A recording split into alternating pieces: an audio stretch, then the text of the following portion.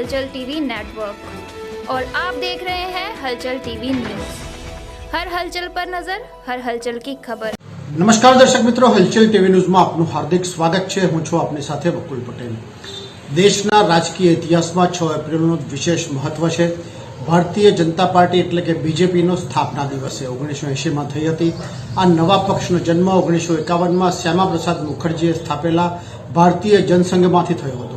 1977માં ઇમરજન્સીની ઘોષણા પછી જનસંઘ અન્ય ઘણા પક્ષો સાથે ભળી ગયો અને જનતા પાર્ટીનો ઉદય થયો। પાર્ટીએ 1977ની સામાન્ય ચૂંટણીમાં કોંગ્રેસ પાસેથી સત્તા છીનવી લીધી અને 1980માં જનતા પાર્ટીનું વિસર્જન કરી ભારતીય જનતા પાર્ટીનો પાયો નાખવામાં આવ્યો હતો।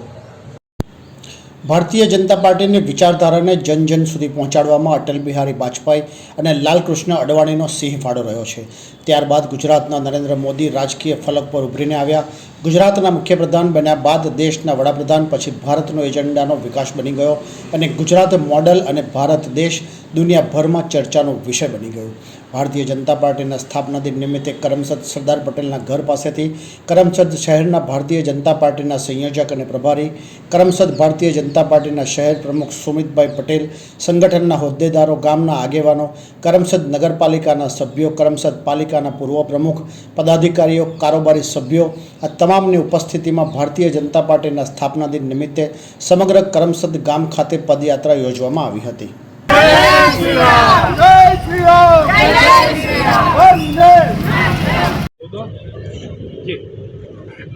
હું સુનિત પટેલ, કરમસદ શહેર ભારતીય જનતા પાર્ટી પ્રમુખ।